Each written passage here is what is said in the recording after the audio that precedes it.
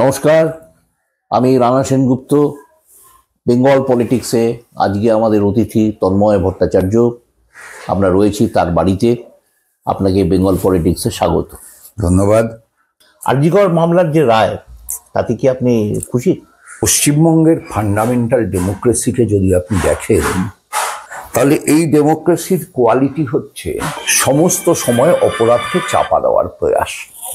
সরকার যাকে ভিকটিম বলে মনে করবে, সরকার যাকে অপরাধী বলে মনে করবে, তাকেই অপরাধী হিসেবে চিহ্নিত করতে হবে তদন্তকারী সংস্থাকে।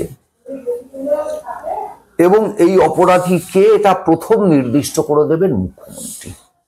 এটাই পশ্চিমবঙ্গের ফান্ডামেন্টাল ডেমোক্রেসি গত 13-14 বছর ধরে। ফলে বুনিয়াদি প্রভোকেটর বলতে যা বোঝায়, উত্তর আসলে খুঁজতে হবে সেইখানে। অনেকদিন আগে ফিওদর দস্তয়েভস্কি একটা উপন্যাস লিখেছিলেন। আচ্ছা। উপন্যাসটার নাম ক্রাইম অ্যান্ড পানিশমেন্ট।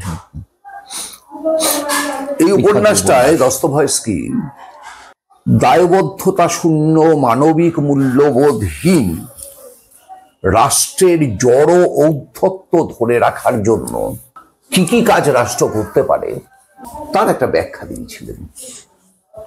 পশ্চিমবাংলার আজকের ডেমোক্রেসিকে দেখে, রাষ্ট্র পরিচালনা দেখে, মানে রাজ্য পরিচালনা দেখে, এবং তার সঙ্গে রাষ্ট্র পরিচালনার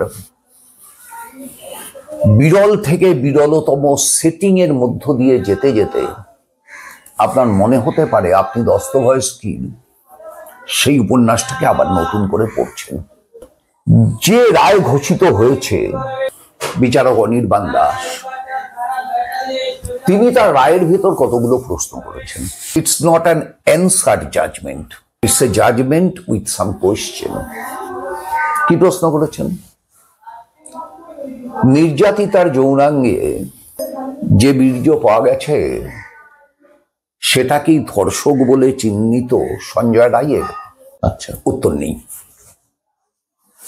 নির্যাতিতার স্তনবৃন্ত থেকে যে নমুনা পাওয়া গেছে, তাতে অন্য একজন মহিলার ডিএনএর উপস্থিতি সিবিআই চিহ্নিত করেছিল। সেই মহিলা কে? সিবিআই কি তাকে জেরা করেছে? উত্তর নেই। ময়না তদন্তের নমুনা সংগ্রহের যে পদ্ধতি, সেই পদ্ধতি কি বৈজ্ঞানিক না ত্রুটিপূর্ণ? সিবিআই বলেছে ত্রুটিপূর্ণ। লালবাজারের তদন্তকারী অফিসার রূপালী মুখোপাধ্যায়, তিনি কি সঠিকভাবে তদন্ত করেছেন? উত্তর না। সিবিআই এর দেওয়া উত্তর, আপনার না, আমার না। তিনি সিসি ক্যামেরাতে যে তথ্য ছিল, সেই তথ্য দেখেনি। দেহ উদ্ধারের পর প্রথম ইনফর্মড হওয়ার কথা টালা থানার, তারা সঠিক সময় ইনফর্মড হয়েছে? উত্তর না। যে সময় ইনফর্মড হয়েছে, সে সময়ের পরে তাদের যে কাজগুলো করা উচিত ছিল, সে কাজগুলো করেছে? উত্তর না। সিবিআই বলছে। থানায় যে জেনারেল ডায়েরি করা হয়েছিল, সেই জেনারেল ডায়েরিতে যে তথ্য দেওয়া আছে, সেই তথ্য কে দিয়েছেন?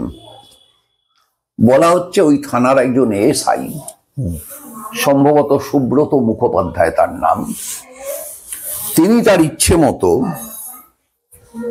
এই তথ্য দিয়েছেন। এবং আরেকজন এসআই, তার নাম সম্ভবত সৌরভ কুমার ঝা, তিনি একই কাজ করেছেন।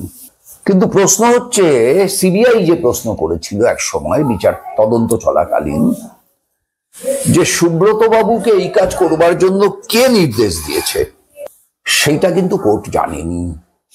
সুব্রত বাবু কার নির্দেশে কাজ করেছেন, সেটা কোর্টের জানা নেই। সিবিআই যিনি তদন্তকারী অফিসার ছিলেন, সীমা পাহুজা তার নাম, আপনি জানেন, তিনি তদন্তের নির্দিষ্ট অগ্রগতির কথা উল্লেখ করেননি। বরং যেটা করেছেন, সেটা হচ্ছে কলকাতা পুলিশ তারা যে তদন্ত করেছিল, সেই তদন্তটাকেই তিনি কার্যত সিলমোহর লাগিয়ে দিয়েছেন, তাহলে কলকাতা পুলিশের হাত থেকে কেড়ে নিয়ে সিবিআই কে দেওয়ার কোনো মানে দাঁড়ায় না। আমরা সবাই জানি যে এই আরজি করের হত্যাকাণ্ডের ক্ষেত্রে একেবারে শুরুতে একটা আত্মহত্যার তত্ত্ব বলে চালানো হয়েছিল। নির্যাতিতার বাড়িতে এই মর্মে ফোন গেছিল। আচ্ছা, এই শব্দবন্ধটাকে আবিষ্কার করেছিল আত্মহত্যা। কেন আবিষ্কার করেছিল? কেন তার মনে হলো এটা আত্মহত্যা এবং তিনি নির্যাতিতার বাড়িতে আত্মহত্যা বলে জানালেন? আনইনটেনশনাল, ইন্টেনশনাল, ষড়যন্ত্রের অংশ, নোবডি নোস। সিবিআই এ প্রশ্নের কোনো সদুত্তর আজ পর্যন্ত দিতে পারল না। ধর্ষণ এবং খুনের ঘটনা জেনেও হাসপাতালের তৎকালীন অধ্যক্ষ এবং সুপার পুলিশকে একথা জানালেন না। পরে বললেন যে তিনি বাঁচানোর শেষ চেষ্টা করেছিলেন সন্দীপ ঘোষ, কিন্তু ব্যর্থ হয়েছেন। তাহলে বাঁচানোর শেষ চেষ্টা করেছিলেন মানে তিনি জীবিত অবস্থায় দেখেছিলেন। মৃত অবস্থায় দেখলে বাঁচানোর চেষ্টা করার কোনো স্কোপ থাকে না। তাহলে যিনি জীবিত অবস্থায় যখন দেখলেন তখন কি সে মেয়েটি অলরেডি ধর্ষিতা? Yes or no? তখন কি সে মেয়েটি মৃতবৎ? শেষ চেষ্টা করেছিলেন মানে তাই বোঝায়। তাহলে মৃত্যুর কারণ কি? ফলে এই যে এতগুলো অমীমাংসিত প্রশ্ন এই রায় এবং সাজাদানের মধ্যে থেকে গেল, তা একটা জিনিস নিশ্চিতভাবে প্রমাণ করছে তদন্তের আরো অনেক ঘাত প্রতিঘাত অভিঘাত আসা বাকি আছে। সেই কাজটা করা উচিত কোর্টের। কারণ মনে রাখতে হবে এটা কোর্ট মনিটর তদন্ত। হাইকোর্ট মনিটর করছিল, সুপ্রিম কোর্ট সুমোটো নিয়ে নিল। কেন হঠাৎ ডিওয়াই চন্দ্রচূড়ের মনে হলো সুপ্রিম কোর্টের সুমোটো নিয়ে নেওয়া উচিত? সুপ্রিম কোর্টের এই সুমোটো নিয়ে নেওয়াটা কি ভবিষ্যতের বিরল থেকে বিরলতম সেটিং এর ভিত্তিপ্রস্তর নির্মাণ? তাহলে আপনার মধ্যে তো মনে হচ্ছে যে এই ব্যাপারটা নিয়ে আবার নতুন করে তদন্ত হওয়া দরকার এবং খুব সিরিয়াসলি তদন্ত হওয়া দরকার। কিন্তু সিবিআই এর উপরে তো আমাদের আর ইয়ে নেই। সিবিআই এর উপর তো আমাদের কোনো কর্তৃত্বের প্রয়োজন নেই, জনতার কোনো কর্তৃত্বের প্রয়োজন নেই। জনতার যা প্রশ্ন সেই প্রশ্ন হবে কোর্টের কাছে, আদালতের কাছে। এখন ধরুন সঞ্জয়ের আইনজীবী তিনি আদালতে যাবেন বলেছেন, রাজ্য সরকার উচ্চ আদালতে যাবেন বলেছেন সঞ্জয়ের ফাঁসির দাবিতে। আচ্ছা, রাজ্য সরকারের কাছে সঞ্জয়ের ফাঁসিটা এত গুরুত্বপূর্ণ কেন? যাবজ্জীবন কারাদণ্ড সেটাকে কম শাস্তি মনে হচ্ছে কেন রাজ্য সরকারের কাছে? এবং সেটা সারা জীবনের জন্য। একটা লোক সারা জীবনের জন্য জেলে থাকবে, এটা কম পড়ে যাচ্ছে কেন রাজ্য সরকারের কাছে? তার অর্থ হচ্ছে এইটা যে রাজ্য সরকার এটা জানে, মানে বিশ্বাস করে যে সঞ্জয় এমন কিছু জানে যা সঞ্জয় প্রকাশ্যে বললে পরে রাজ্য সরকারের ভিত নড়ে যেতে পারে। এবং আপনি খেয়াল করলে দেখবেন যে প্রথম দিনই মুখ্যমন্ত্রী বলেছিলেন মূল অপরাধী ধরা পড়ে গেছে, মূল অপরাধীকে দ্রুত ফাঁসি দেওয়ার ব্যবস্থা করতে হবে। এবং উনি আইনও অভিষেক বন্দ্যোপাধ্যায় বললেন এনকাউন্টার করে দিতে হবে, মানে সঞ্জয়কে মেরে ফেলতে হবে। যে মেরে ফেলতে হবে মানে কি? মানে সে জীবিত থাকবে না, মানে তার কিছু বলার থাকলে সে বলতে পারবে না। আর সঞ্জয় বারবার বলে যাচ্ছে যে আমি নির্দোষ, আমাকে ফাঁসানো হয়েছে। তাহলে এবার রাজ্য সরকারও যদি হাইকোর্টে যায় সঞ্জয়ের ফাঁসির দাবিতে, তাহলেও সঞ্জয়ের মুখ খোলার স্কোপ থাকছে। আচ্ছা, আবার সঞ্জয়ের আইনজীবীও যদি যায় তাহলেও সঞ্জয়ের মুখ খোলার স্কোপ থাকছে। আমরা চাই সঞ্জয় মুখ খুলুক। আমরা আদপেও মনে করি না সঞ্জয় নিরপরাধী। সঞ্জয় এই গোটা অপরাধ চক্রের একটা পার্ট, অংশ মাত্র। কিন্তু যে নারীর দেহে কমপক্ষে 24টি আঘাতের চিহ্ন পাওয়া গেছে, কেউ বলছেন 26-27টি, এই 24টি আঘাতের চিহ্ন 24টি আঘাত একা সঞ্জয় রায়ের? সেই উত্তর না। মেয়েটি প্রতিরোধের চেষ্টা করেছিল সিবিআই বলেছে। তাহলে প্রতিরোধের চেষ্টা যদি সে করে থাকে তাহলে সেই প্রতিরোধের ফলে অন্য কেউ সামান্য নখের আঁচড়ের মতো আঘাতও পেয়ে থাকতে পারে। সেই অন্য কেউটা কে? সিবিআই তো কাউকে জেরা করলো না। যে 5 জন সেদিন ডিউটিতে ছিল, সেই 5 জনের বাকি 4 জন কারা? তাদের জেরার মুখে আনা হলো না কেন? আজও আমরা তাদের নাম পরিচয় জানি না কেন? জানি না মানে আমরা সবাই জানি, কিন্তু কোর্ট মারফত জানি না কেন? সিবিআই মারফত জানি না কেন? সিবিআই তাদের জেরা করলো না কেন? কোর্ট কেন সিবিআই কে বললো না ওদের জেরা করতে হবে? এই যে প্রশ্নগুলো অমীমাংসিত থেকে যাচ্ছে, এই প্রশ্নগুলোর উত্তর, যেহেতু কোর্ট মনিটর তদন্ত, এই প্রশ্নগুলোর উত্তর তো কোর্টকে দিতে হবে। তাহলে সেই প্রশ্নগুলো যত উঠবে এবং সঞ্জয়ের মুখ খুলবার সম্ভাবনা যত বেঁচে থাকবে, ততই প্রকৃত অপরাধীদের সামনে আসার সম্ভাবনাটাও উন্মুক্ত হতে থাকবে। মুখ্যমন্ত্রী সম্ভবত নিজের প্যাচে নিজে পড়ে গেছেন। এখন প্যাচ কাটাবেন কিভাবে, তার জন্য কোন সেটিং তৈরি হবে আমরা কেউ জানি না। জনগণের সেটিং মুখ্যমন্ত্রীর সেটিংকে পরাস্ত করতে পারবে কিনা তাও আমরা কেউ জানি না। তাহলে নির্যাতিতের বাবা যে প্রশ্নটা তুলেছিলেন যে এইটার পিছনে রাজ্য সরকারেরই খেলা আছে, আপনি পুরোপুরি এর সঙ্গে একমত? 100%। এই কথা তো আমরা প্রথম দিন থেকে বলেছি। সম্ভবত আমি প্রথম বলেছিলাম 9ই আগস্টের পরের দিন, 10ই আগস্ট, যে আমার কেন যেন মনে হচ্ছে সেমিনার হলটা অকুস্থল না, অন্য কোথাও খুন করে সেমিনার হলে এনে ডেড বডি রাখা হয়েছে। এবং পরবর্তীকালে সিবিআই তদন্তেও কথাটার প্রাথমিক সত্যতা মিলেছে।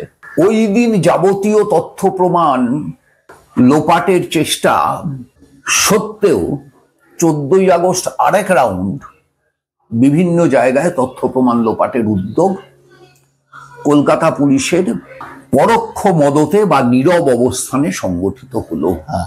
তাহলে আরজি করের এই যে ব্যাপারটা রায়ের পরে সেই আন্দোলনটা আর দেখতে পাওয়া যাচ্ছে না কেন, যেটা গোড়ার দিকে হয়েছিল?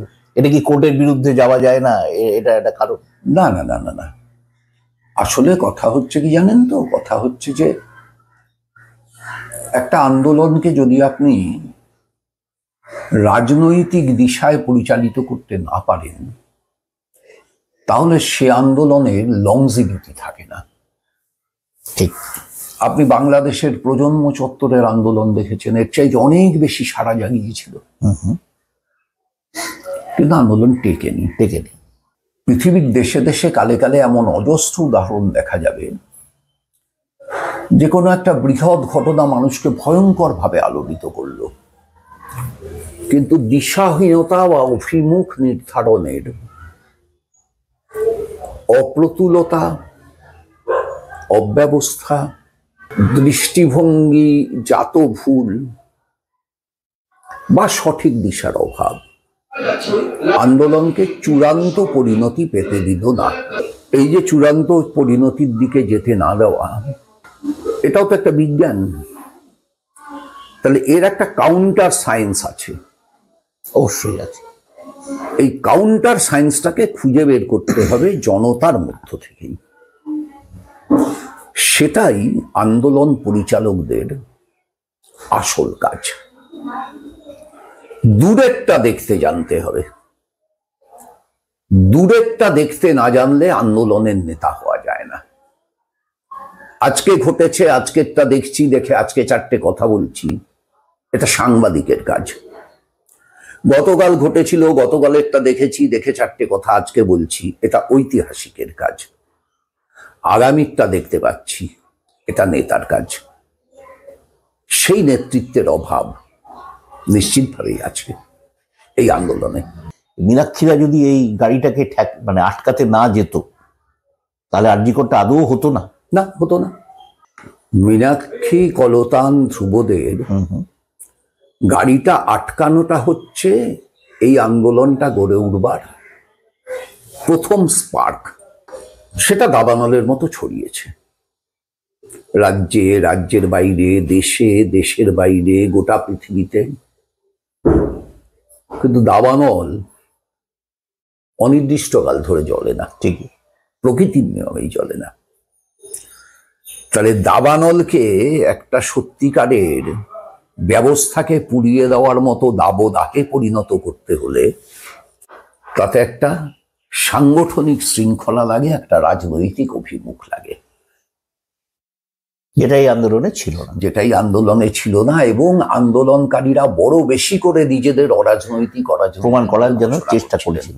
একটা রাজনৈতিক দাবি, স্বাস্থ্য সচিবের অপসারণ চাই। স্বাস্থ্য সচিবকে কে অ্যাপয়েন্ট করেন? স্বাস্থ্যমন্ত্রী। স্বাস্থ্যমন্ত্রীকে মুখ্যমন্ত্রী। তাহলে মুখ্যমন্ত্রীর অ্যাপয়েন্টেড একজনকে আপনি তার পদত্যাগ চাইছেন। মুখ্যমন্ত্রীকে একটা নির্দিষ্ট রাজনীতির প্রতিনিধি, আপনি অরাজনৈতিক বলে চিৎকার করছেন। অঙ্ক মিলবে? ঠিক, অঙ্ক মিলবে না।